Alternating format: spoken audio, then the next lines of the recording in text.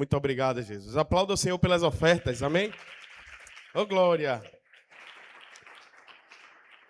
Boa noite, a paz do Senhor. Sejam bem-vindos. Tem alguns visitantes aqui na casa? Temos visitante aqui essa noite? Se tiver, se coloque de pé. Não tem? Amém?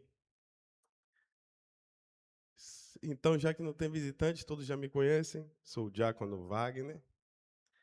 Aprove o Senhor ministrar no meu coração hoje, essa semana, né? E aí a gente vai trazer uma palavra para o culto da família. E eu já digo logo para vocês que vocês não estão aqui à toa. Vocês estão aqui porque Deus tem um plano, um propósito e um projeto. Não só na sua vida, mas na sua vida, na sua família e todos que estão ao seu redor. Amém? Porque assim é o Senhor conosco. Ele não faz nada somente para mim, nem para você. Ele faz com um propósito para glorificar o nome dele através da sua família. Amém? Sem mais delongas, vamos botar nossas Bíblias em Neemias, capítulo 3. Neemias, capítulo 3. A gente vai ler somente do versículo 1 ao versículo 4. Podem ficar sentados e a gente vai ler aqui a palavra do Senhor. Amém? Já está aqui no telão. E levantou-se Eliasibe, o sumo sacerdote, com os seus irmãos, os sacerdotes, edificaram a porta do gado, a qual consagraram e levantaram as suas portas, e até a torre de Meá consagraram, e até a torre de Ananel. E junto a ele edificaram os homens de Jericó. Também ao seu lado edificou Zacu, filho de Inri. E a porta do peixe edificaram os filhos de Asenaa, a qual emadeiraram e levantaram as suas portas com as suas fechaduras e os seus ferrolhos. E ao seu lado reparou Meremote, filho de Urias, filho de Cós. E ao seu lado reparou Messulão, filho de Berequias, filho de Mesabael. E ao seu lado reparou Zadok, filho de Baná, versículo 5. E ao seu lado repararam os tecoítas, porém os seus nobres não meteram o seu pescoço ao serviço do seu Senhor. Até aqui. Irmãos, eu quero agradecer ao Senhor por estar aqui essa noite mais uma vez. Como o pastor Ricardo mesmo falou pela manhã, que não é nada sobre nós, é tudo sobre o Senhor em nós. Que a misericórdia dele que me alcançou, foi a graça dele que me resgatou. Eu estou aqui por causa dele, é tudo por ele, é tudo para ele. E que eu diminua e que o Senhor cresça. Pai, muito obrigado, que nada que eu fale aqui venha de mim, que tudo venha do teu Espírito, alcançar os corações aqui essa noite, e não somente aqueles corações que estão aqui, mas aqueles que estão pelo YouTube, que vão receber essa palavra, que as vidas venham ser transformadas a partir dessa palavra que o Senhor ministrou no meu coração. Aleluia, muito obrigado, Pai. Então, eu meditando acerca dessa palavra de Neemias, capítulo 3, é um livro que eu amo demais. Os irmãos que me conhecem há muito tempo sabem. Eu amo a vida de Neemias e tudo que ele escreveu, deixou escrito para a gente. No Neemias, no capítulo 3, é um capítulo meio que improvável. É um capítulo de improváveis. É um capítulo onde ele vai falar de diversos nomes, tá? Mas uma frase me chamou a atenção. Quando eu estava meditando, saltou ao meu espírito a palavra ao seu lado. Eu disse, uau. E aí fui contar quantas vezes está escrito ao seu lado. Olha para o seu lado aí. Olha para o outro. Ao seu lado. E a palavra do Senhor, e eu fui contar, tem 14 vezes escrito em um só capítulo, ao seu lado. Eu disse, uau. Não foi na frente, não foi atrás, foi ao seu lado. Eu disse, meu Deus. E aí eu, meditando acerca desses ao seu lado, aí veio outro verbo que está escrito, e levantou-se. Logo no primeiro versículo, a palavra vai mostrar aqui que e levantou-se. É um verbo de ação, que indica a ação do homem. Eliasibe, o sumo sacerdote, e seus irmãos se levantaram. Os seus irmãos também se levantaram. Aleluia. Levantar é um verbo de ação. Erguer-se, ficar de pé, tornar-se poderoso, manter-se em pé. Porque Deus, Ele quer que a gente se levante em todo o tempo, para continuar uma obra que Ele iniciou lá antes da fundação do mundo. Você não foi levantado para poder ficar prostrado, eu já te digo. Você não foi levantado para ficar sentado. Se a palavra diz que Ele se levantou, é porque Ele estava sentado no mínimo. Mais à frente eu comecei a meditar mais e mais e apareceu outro verbo que diz edificaram, ou edificou, construiu. A palavra edificar vem de construir, reconstruir, restabelecer, fazer continuar. Então, havia um plano e um propósito de Deus para reconstruir aquelas muralhas que estavam caídas. 70 anos atrás, ou mais de 70 anos aqui, aquelas muralhas foram destruídas por Babilônia. E nós já conhecemos um pouco da história. E aqui eu faço uma pausa para falar de Neemias. Neemias foi um improvável no meio daquele povo. Neemias estava no castelo do rei, um dos reis mais poderosos da época, rei Assuero. Então mas ele cresceu junto com aquele rei, porque ele é copeiro do rei, ele tinha intimidade com o rei. Ele era o responsável onde ele provava o vinho do rei para que o rei não viesse a morrer. Então tudo passava pela mão de Neemias, mas Neemias ele estava passeando dentro do castelo, ele estava vendo as organizações que existiam no maior rei da época, ele tinha acesso aos generais, ele tinha acesso a todos os príncipes do rei, então ele tinha acesso a tudo aquilo que o rei construiu, porque ele tinha intimidade com o rei. Como ele que a gente percebe que ele tinha intimidade com o rei? Porque ele aparece na presença da rainha. O rei olha para ele como um escravo naquela época e diz: porque você está triste? Porque o seu semblante está caído. Então, se um rei percebe que seu escravo está com o semblante caído, é porque no mínimo ele tinha intimidade com aquele homem. Não era qualquer um. Neemias, apesar de ser escravo, ele não era qualquer um. Ele estava em um lugar, uma posição diferenciada. E era um cargo de confiança, irmãos. Aí eu pergunto a vocês, alguns que já trabalharam em cargos de confiança, sabe? Como é que o seu chefe, o seu patrão, a pessoa que confia muitas coisas em você, vai te liberar para poder ficar sem prazo longe da sua empresa? E Neemias tinha essa intimidade. E o rei disse: vai, Neemias. Vai, Neemias. E a gente vai contar um tempo, foi mais ou menos os 12 a 13 anos que ele ficou longe do rei. Mas tinha um plano e um propósito, um projeto. Neemias era um cara de família, prova na Bíblia, quando ele chega para o rei e diz: como é que eu posso ficar alegre se a casa do sepulcro dos meus pais está caída? Então Neemias, como intercessor da família, ele estava preocupado com a casa que ele havia um dia ouvido falar. Então as casas dos pais dele, a terra onde ele foi gerado, a terra onde existia uma promessa sobre a vida dele estava totalmente destruída, os muros caídos. O irmão dele chega para ele, conta a história e ele se entristece no mesmo tempo. Mas porém Neemias não ficou parado, ele se levantou e foi atrás do rei dos reis que pode resolver o seu problema. Ele não ficou paralisado com a notícia, ele se entristeceu sim, mas naquele momento, no momento de tristeza, ele sabia a quem recorrer.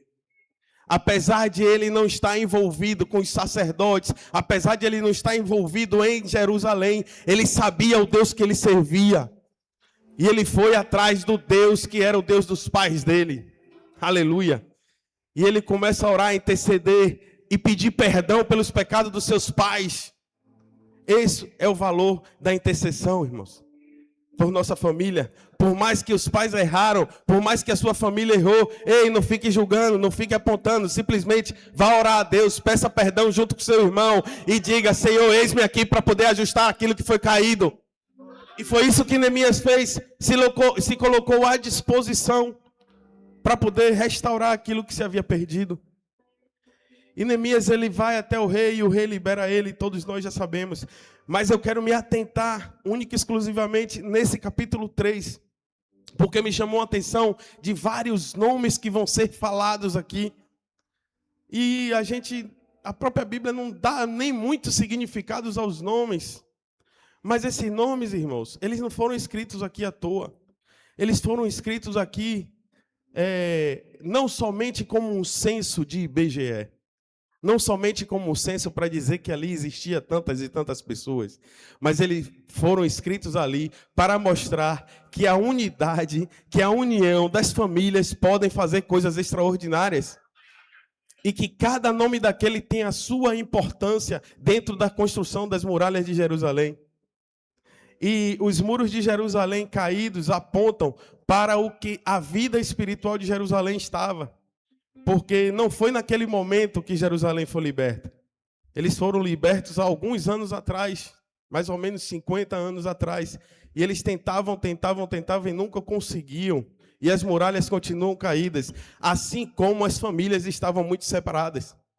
E a gente percebe porque as muralhas de Jerusalém, elas têm mais ou menos de 4 a 5 quilômetros de distância aqui, uns pelos outros. Aquelas muralhas de Jerusalém tinham mais ou menos 12 metros de altura, eram grandes muralhas. Elas tinham mais ou menos 2 metros de comprimento, então não eram qualquer muralhas. Eram muralhas que foram por muitos anos intransponíveis.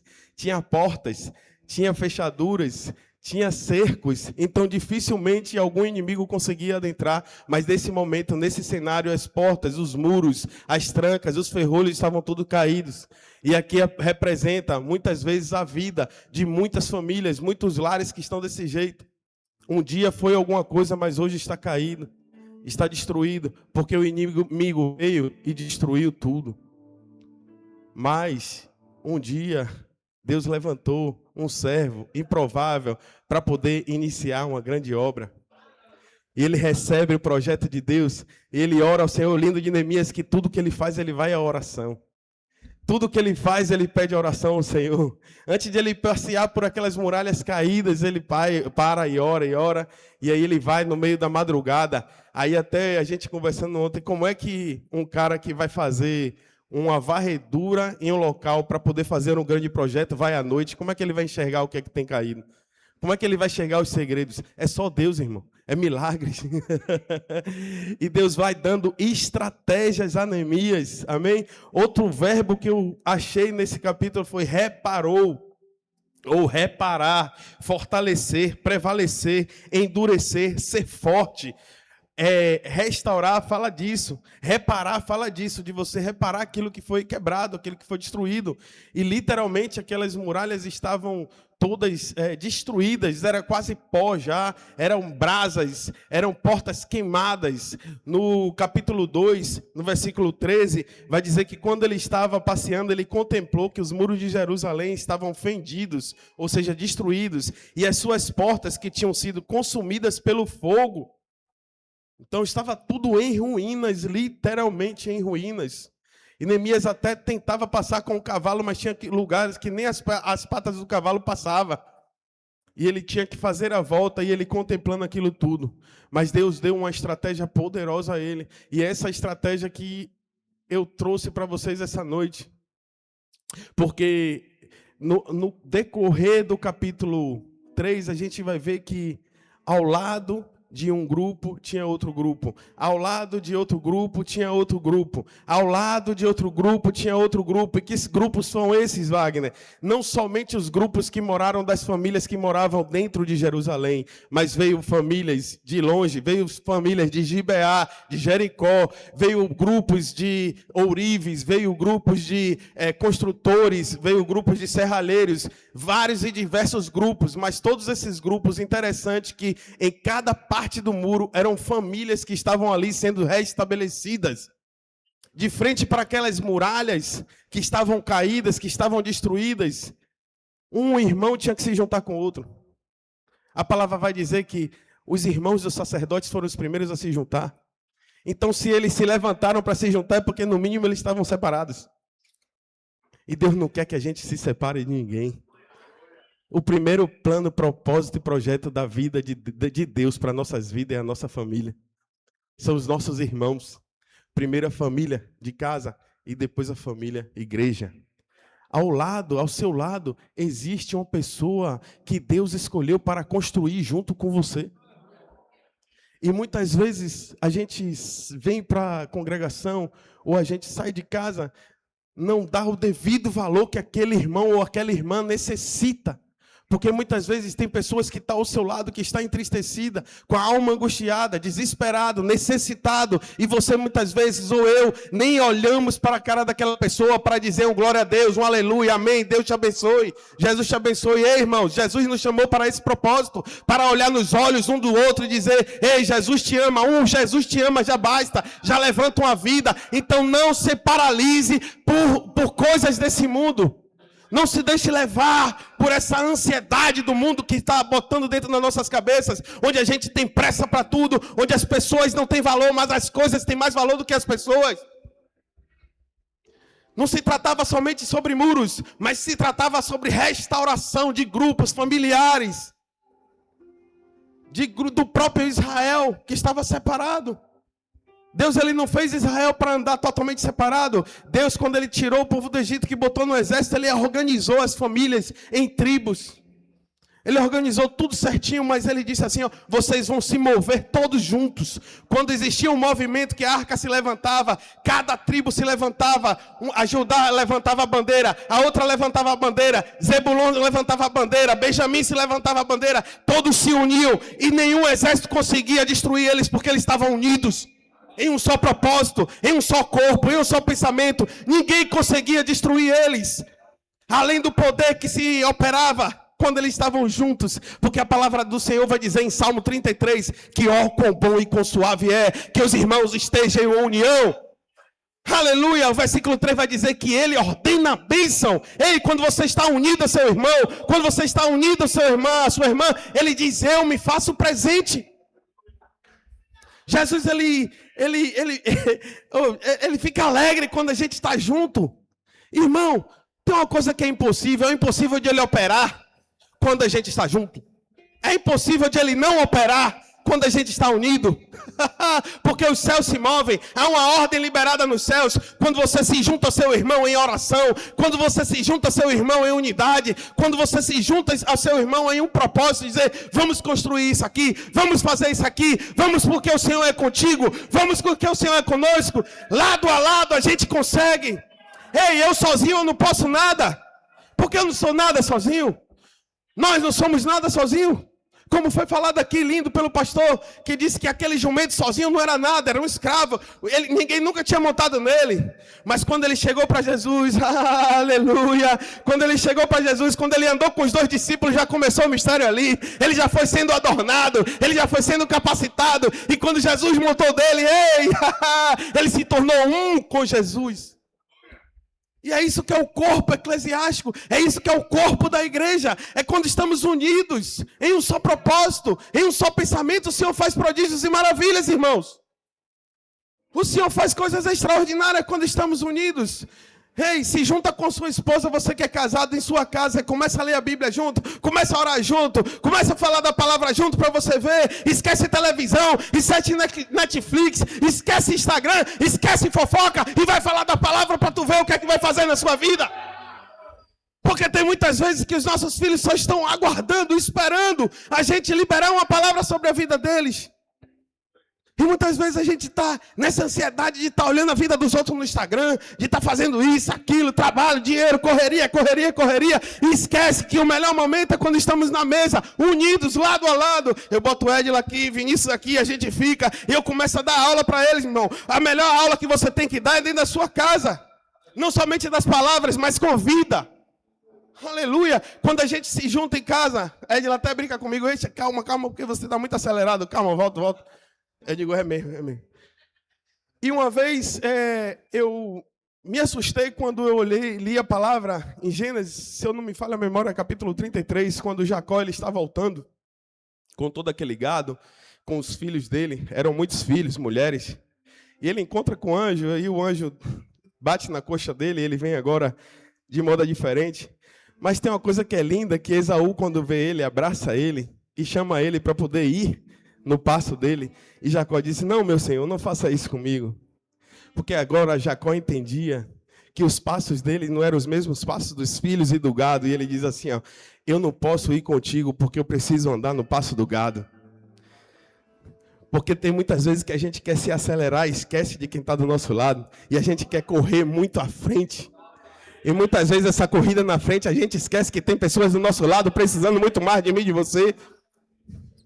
Ei, essa pessoa que está do seu lado, linda que está aí, ela precisa de você. Por mais que você ache que você está muito mais à frente do que ela, ei, o necessário é você ficar do lado e do lado dele.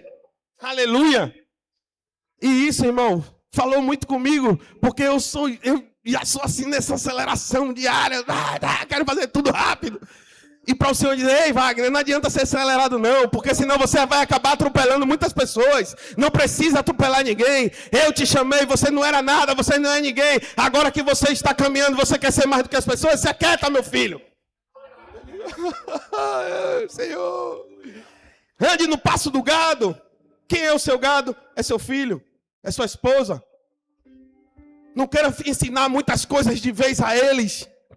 E eu estou aqui falando de mim mesmo, irmão. Que é o melhor testemunho da gente. Não quero ensinar muitas coisas de vez a eles, porque eles não vão conseguir captar aquela velocidade que você pega, não é a mesma velocidade que as pessoas pegam.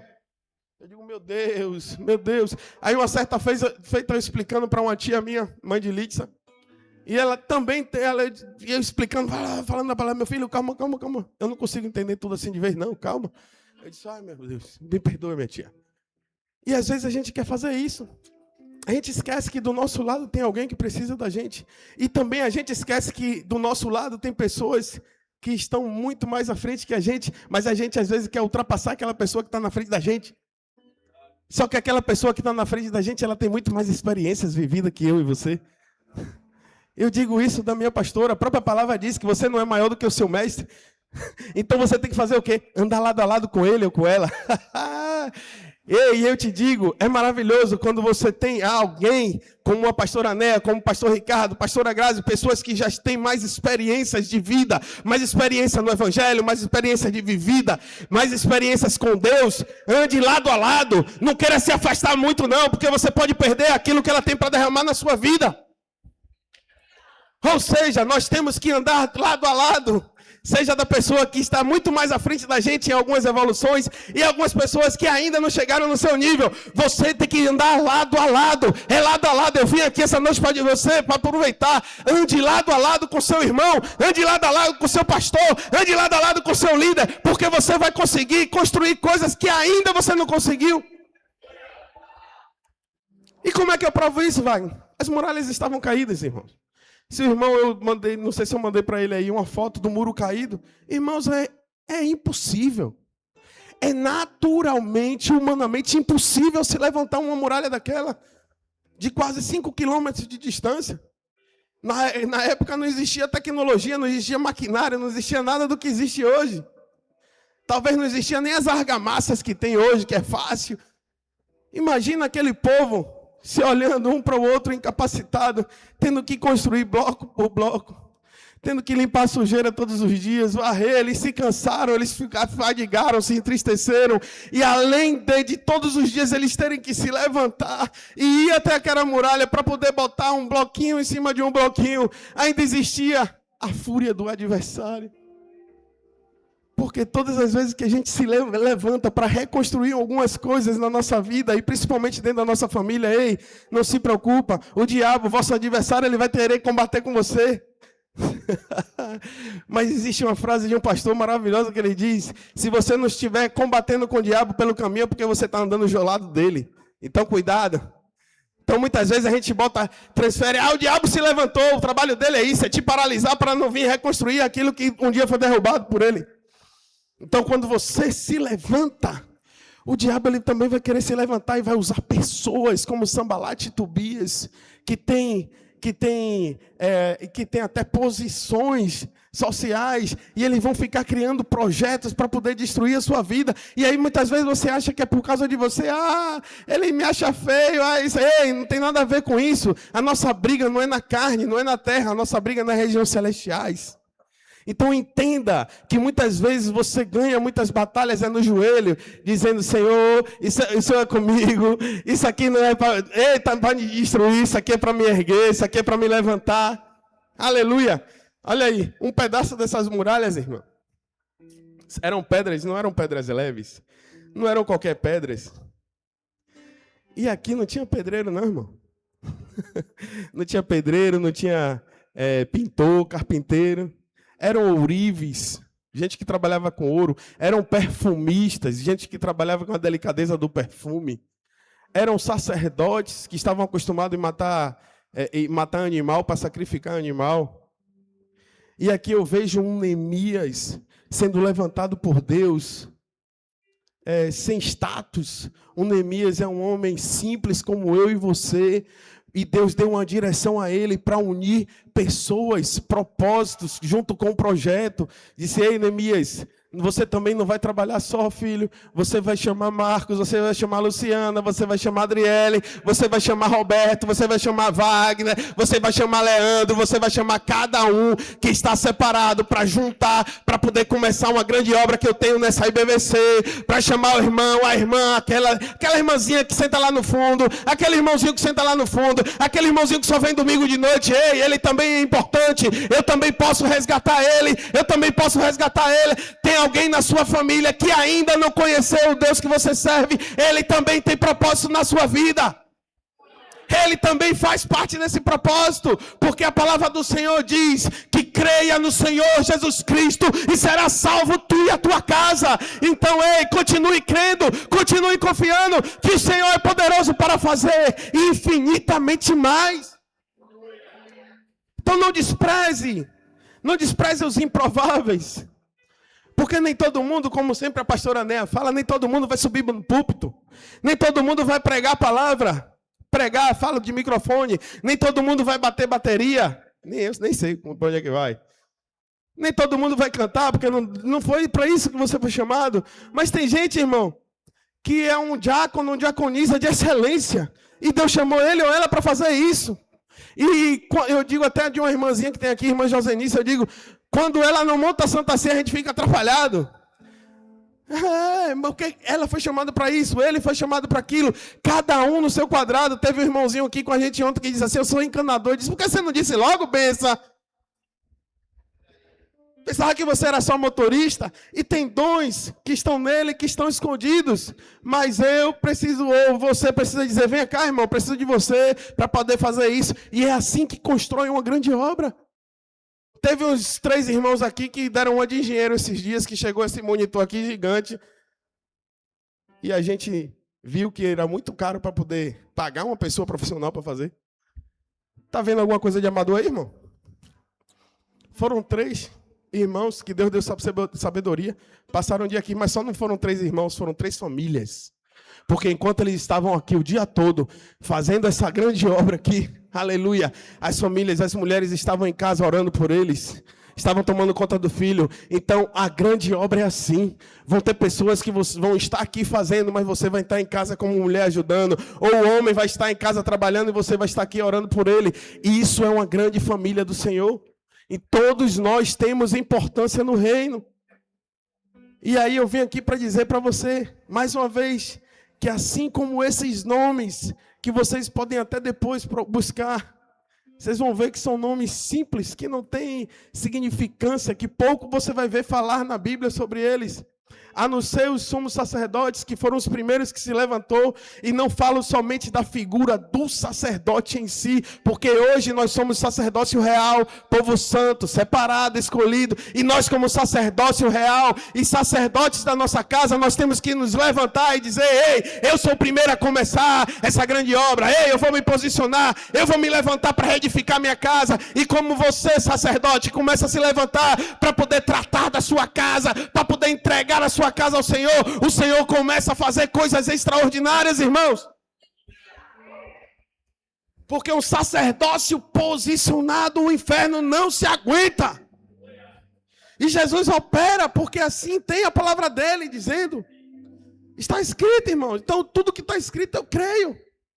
E esses dias a gente viveu, e dentro desse aqui eu dou um testemunho maravilhoso, que essa semana foi uma semana espetacular, tremenda. Foi uma semana onde a gente viveu, nossa família viveu algo que a gente não esperava, porque quando as coisas vêm de surpresa, vêm de supetão. E a gente viu a nossa matriarca, a nossa sacerdotisa, A mulher que foi levantada por Deus há 40 e tantos anos atrás, que recebeu uma palavra, que disse assim, você vai receber uma palavra e diz, eu vou resgatar toda a sua família, toda a tua casa, ainda antes de você morrer, você vai ver a sua casa sendo convertida ao Senhor. E ela carrega essa palavra, e ela declara essa palavra todos os dias, irmãos. Ela tem 87 anos hoje, quando você chega perto dela, ela fala, Jesus te ama, aceite Jesus, Jesus tem um projeto na sua vida. Ei, meu filho, por que você ainda não se enquadrou no plano de Jesus para a sua vida? E a vida toda eu cresci com essa palavra, irmãos. Eu tenho 43 anos, hoje eu nunca vi minha avó falar de outra coisa que não fosse Jesus. É Jesus, meu filho, é Jesus, meu filho. E essa semana ela sofreu esse pequeno e leve acidente. E a gente ficou naquele desespero sem saber o que fazer. Foi triste ver ali ela caída. Mas a gente tinha uma palavra. E a gente está aqui todos os dias declarando fé, declarando cura. Mas, irmão, quando chega na nossa família, na nossa casa, a gente para e pensa, ou eu choro, ou eu me entristeço, ou eu libero a palavra, aleluia. E não tem nada contrário a chorar, viu, irmãos? O Senhor, Ele aceita as lágrimas do crente, Ele joga para cima, vai lá, está aceito, diz o Salmo, porque Ele recolhe as lágrimas da gente, mas as nossas lágrimas não podem ser de desespero, e sim de fé, crendo que Ele é poderoso para ressuscitar até dos mortos, aleluia. E naqueles momentos a gente começou a se unir em oração, começou a se unir um só corpo, como está escrito em Efésios 4, um só corpo, um só espírito, um só pensamento, uma só unidade. E aí vieram as minhas tias de Brasília, eu fui buscar meu pai em Paulo Afonso, trouxe ele para cá, e aí os irmãos, os primos que estavam afastados, e começou a unir. Eu disse, ei, meu Deus, como Deus é lindo, como Ele faz coisas na vida da minha avó para unir toda a família, aleluia. Então tem destruições que vêm na nossa casa, que é para o Senhor unir a sua casa, a sua família. Não se desespere, porque coisas às vezes ruins vão acontecer para que venha um milagre na sua vida. Aleluia, aplauda o Senhor, irmãos. Mas muitas vezes a gente só quer o bem. E a gente esquece que Deus trabalha na vida de alguns, porque Ele sabe que tem alguns que aguentam suportar determinados pesos, porque Ele não dá fardo a quem não pode carregar. Ele sabe quem pode. Ele sabe quem vai chamar a atenção, aleluia, e chamou a atenção tão espetacular, que eu vi filhos desesperados, primos, eu recebi uma ligação de meu primo, que raramente ele me liga, raramente quando eu digo, oxe, meu primo me ligando, eita glória, eu cheguei, fiquei feliz, e disse para meu pai, disse, rapaz, o negócio é sério, esse primo meu me ligando, é sério, vamos correr. E aí quando a gente chega no hospital, a notícia do médico era, não tenho mais o que fazer. A medicina não tem mais o que fazer. Não tem mais o que se fazer. E aí pediram autorização à família, dizendo, se a gente fizer a cirurgia nela, ela tem 99% de chance de morrer, porque o coração já é enfraquecido, 87 anos, deu AVC hemorrágico, então o cérebro já estava praticamente tomado de sangue, não tinha mais jeito. E os médicos foram frios, meu irmão estava lá, viu? Os médicos foram frios a dizer, não, a gente precisa da autorização da família, se vocês não autorizarem, a gente não faz cirurgia, e é só esperar o dia para ela morrer, a gente dá um prazo de 48 horas para poder não ter mais jeito para ela. Esse foi o decreto de terça-feira à noite. E ali os filhos estavam meio angustiados, né? Logicamente, se desesperaram, e aí começou as orações, irmãos. Uma filha pediu, Senhor, eu não vou exigir nada do Senhor. E essa minha tia, eu não vou exigir nada do Senhor. Mas se eu tiver ainda alguma oportunidade, que ela volte pelo menos para a gente falar ainda do amor de Jesus. Aleluia. Aí veio outro e disse, Senhor, o Senhor ressuscitou Lázaro. Tinha 4 dias de morto. Ela ainda está viva. Então isso, teoricamente, é simples para o Senhor. Aleluia. Uma limpeza somente do cérebro, não tem problema nenhum. Irmãos, quem é da medicina sabe que o AVC isquêmico no adulto, ele tem 89% de chance de voltar, mas ele volta com sequelas, né? E o AVC hemorrágico, 90% de chance de falecimento de adultos. A gente está falando de uma anciã de 87 anos, irmãos. Irmãos, ontem à noite, e alguns já sabem, a gente recebeu o decreto do médico, da medicina era morte. Já foi, não tem mais jeito. E aí o doutor liberou, o próprio doutor, acho que ele foi profeta, não foi? Liberou uma palavra, vocês creem em milagre? Aí todo mundo disse, cremos. Aleluia! Você quer milagre? Você quer milagre? Eu vim aqui nessa noite para você dizer para você: você crê em milagre? Eu creio. Você crê em milagre? Tem milagres preparados para a sua vida. E aí eu disse no carro para minha tia hoje, levando ela, eu disse: minha tia, observe, Deus não quer que a gente viva correndo atrás de milagres. Ele faz, Ele é maravilhoso, Ele faz. Ele quer que a gente ande na frente e os milagres nos sigam.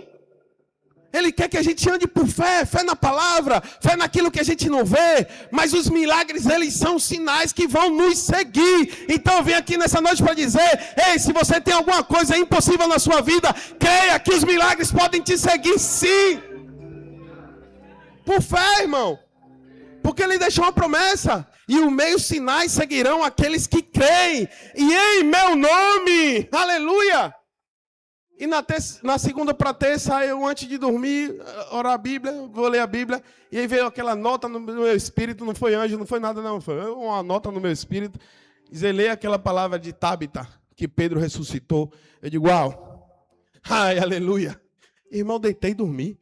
Edila me perguntou: e aí, Gordo, qual foi a resposta de Deus? Eu disse: rapaz, eu creio na palavra. E o Senhor me disse que vai ressuscitar. E aí fiquei para mim. A gente voltou 500 quilômetros e tal. E aí passamos a noite. A gente chora e tal, né? Porque é normal chorar. Mas o choro melhor é o depois, irmão. É o da alegria. Ontem pela noite, minha avó já estava falando.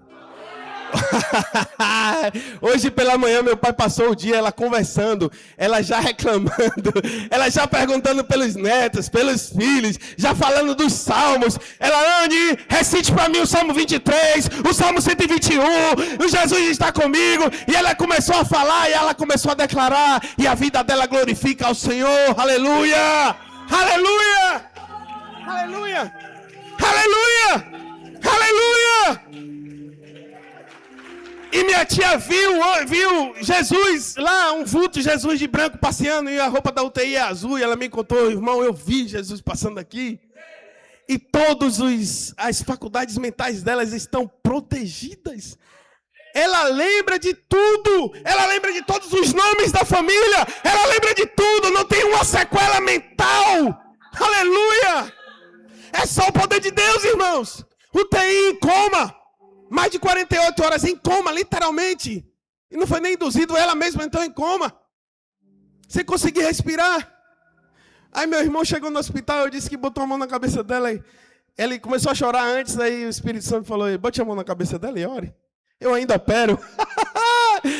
Irmão, eu ainda opero. Deus ainda opera na sua vida. Deus ainda... E o que é, Wagner? E o que é que tem a ver essa palavra de Neemias com esse testemunho? Ei! Lança aí na tela, Neemias capítulo 6, versículo 15, que eu vou mostrar para vocês. Aleluia, aleluia. Aí, acabou-se, pois, o muro aos 25 do mês de Elu, em 52 dias. Humanamente é impossível, irmão. Sem unidade é impossível, irmão. Sem a união daquelas famílias é impossível, irmão. Mas eu lembro da palavra de noite aqui, 8h30 da noite, foi a hora que minha avó estava caindo. A pastora que estava ministrando aqui, ela falou no mínimo por 4 vezes, ela mandou as famílias se darem as mãos. Lembra, pastor? E ela, por no mínimo 4 vezes que eu lembro, ela disse: eu estou dando livramento. Eu estou dando livramento, eu estou dando livramento, eu estou dando livramento. E quando eu cheguei em casa, a primeira coisa que eu fiz foi perguntar à minha tia que hora foi. E ela disse: umas 8h20 para as 8h30. Eu disse: o Senhor estava dando livramento, porque não tinha ninguém lá com ela. Ela estava caindo no chão, podia quebrar os ossos. Não quebrou osso nenhum, porque a mão do Senhor estava com ela. Aleluia! E o Senhor reconstruiu. Eita glória, o Senhor reconstrói, o Senhor é poderoso para fazer aquilo que é impossível aos olhos humanos. O homem pode dizer, como Sambalat e Tobias diz: não tem mais jeito, esses fracos judeus, por acaso eles vão levantar esse moturo? Se passar uma raposa, destrói tudo isso aí. Um vento passar, derruba. Ei, eu vim dizer para você, ainda que o decreto do homem seja a morte, o nosso decreto vem dos céus. E a última palavra vem do Senhor. E Ele diz para mim e para você: tem vida aí. Ainda tem vida aí. Ainda tem milagre aí. O Deus que operou lá é o mesmo que opera aqui. O Jesus que ressuscitou é o mesmo que ainda ressuscita. O mesmo Espírito que ressuscitou Jesus dentre os mortos é o Espírito que revivifica as nossas vidas. O muro da minha família estava destruído um dia, irmãos. Mas o Senhor começa a restaurar. E hoje, como o próprio pastor Ricardo fala assim, ó, a gente olha para trás, meu Deus, a gente volta em alguns lugares. E na quinta-feira, eu atendendo um cliente, aí chega um amigo, lá de 2010, amigo. E aí o cara começou a conversar comigo naquela linguagem que eu utilizava. E aí, palavrão e palavrão. E eu digo, e aí, Wagner e tal, como é aquele negócio, bora ali, não sei aonde, você não faz mais isso, você não faz mais aquilo. Eu disse, ô irmão, deixa eu te dizer uma coisa. Eu conheci Jesus. Em 2019 eu conheci Jesus. O cara abriu o olho, meu irmão. Uau! É sério, Wagner?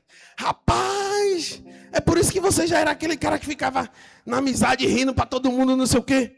Jesus só botou você no propósito. Eu digo, meu Deus, o cara foi profeta na minha vida. Ele disse, meu Deus, o que é isso?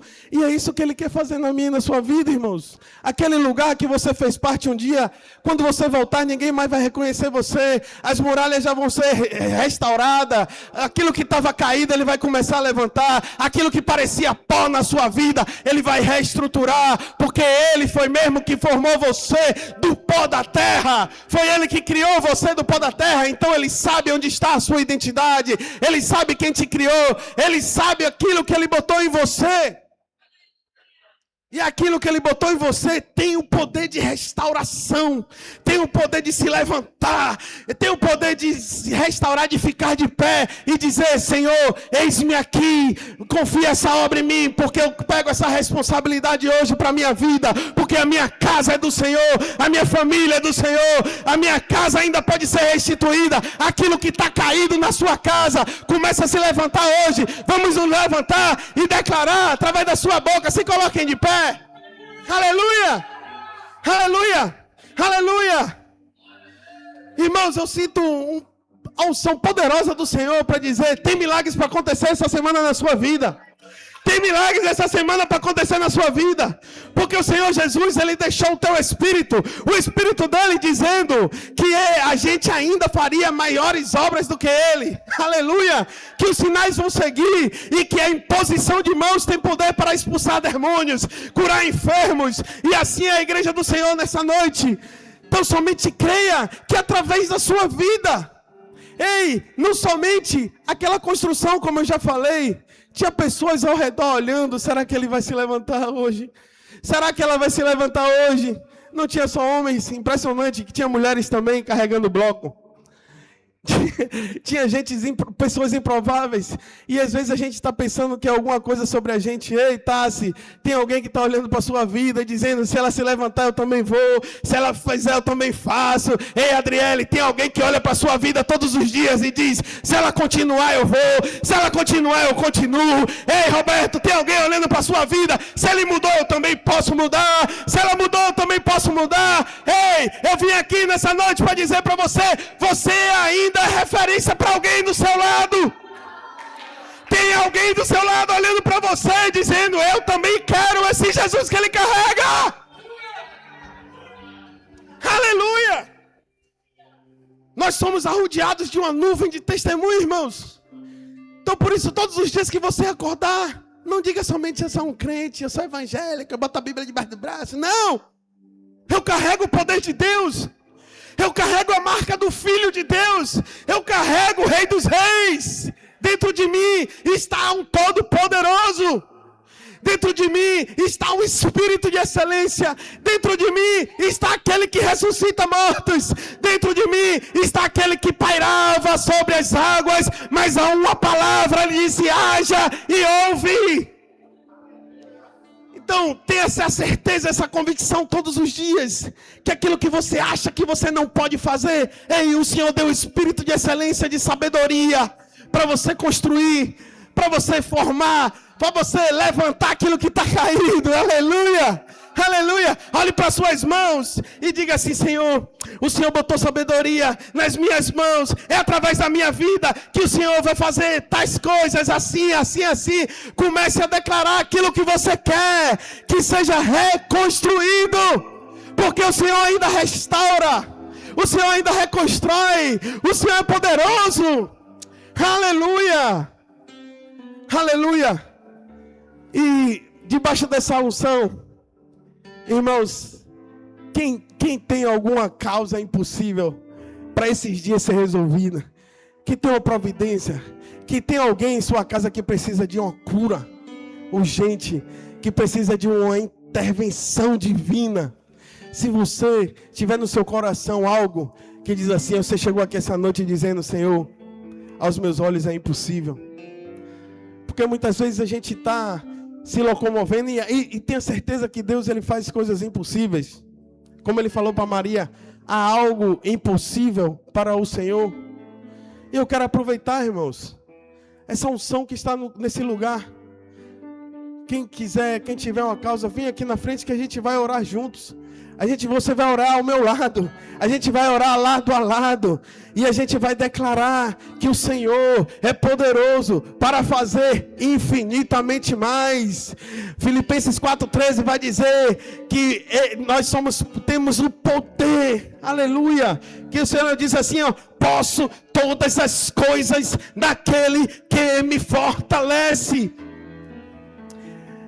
Ele disse para Agar, ele disse para a mulher de Abraão, ele disse assim: acaso há algo impossível para o Senhor?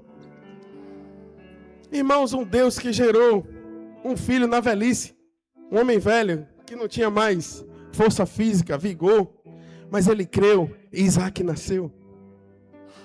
Um povo que era escravo e um dia estava livre, atravessando o Mar Vermelho, vivendo no deserto todos os dias, com o pão descendo do céu, água saindo da pedra. Ele por acaso não é poderoso para fazer algo que você acha que é impossível? E esse é o melhor momento das nossas vidas, quando a gente tem a certeza que é impossível, porque o possível o homem faz, mas o impossível é para Ele. É Ele que faz o impossível na sua vida. Se você também se acha incapacitado para esse negócio que o Senhor te chamou para fazer, ei, eu vim aqui essa noite, você não é incapacitado não. O Senhor, Ele apostou em você, Ele apostou todas as fichas dEle, Ele comprou você por um alto preço, e foi pelo sangue dEle que você está aqui essa noite. Por isso eu digo, a sua família tem valor, aquele parente seu tem valor sim, aquele primo, aquela prima, aquele marido, aquela esposa, tem sim milagre chegando para a sua vida.